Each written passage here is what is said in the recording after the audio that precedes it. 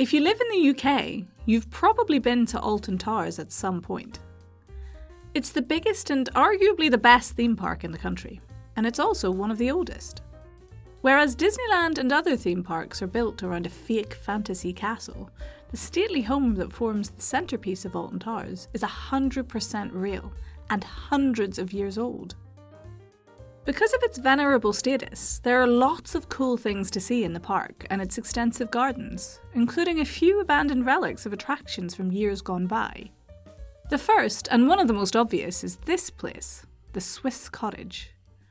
This quaint little house is actually getting on for 200 years old.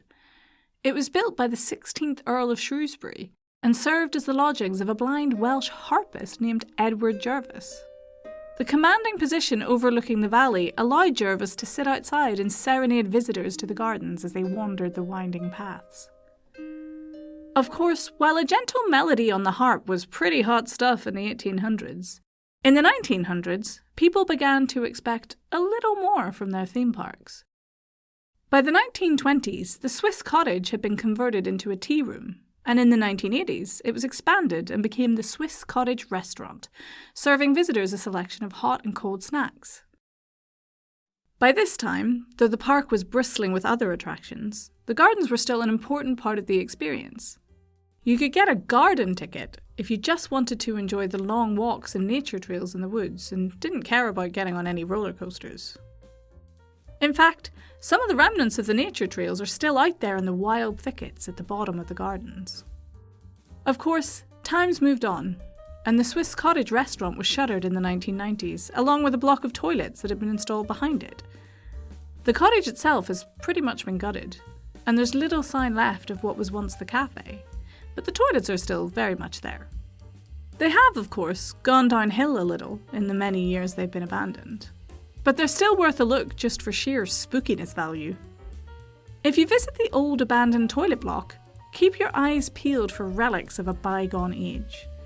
Scattered about in the woods here are hundreds of plastic cups and glass bottles discarded by cafe patrons, some of them almost a century ago now.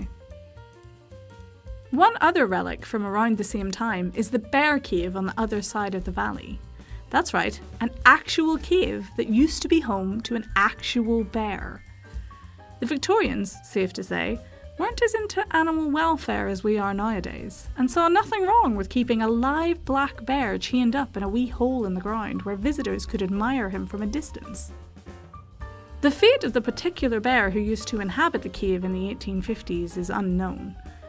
When he passed away, he was stuffed and used to decorate the towers, and was apparently sold at auction during a period of financial hardship.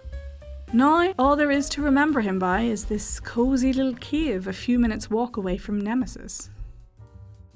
The Swiss Cottage, the old nature trails, and the bear cave are just a few of the abandoned relics that can be found in the gardens at Alton Towers.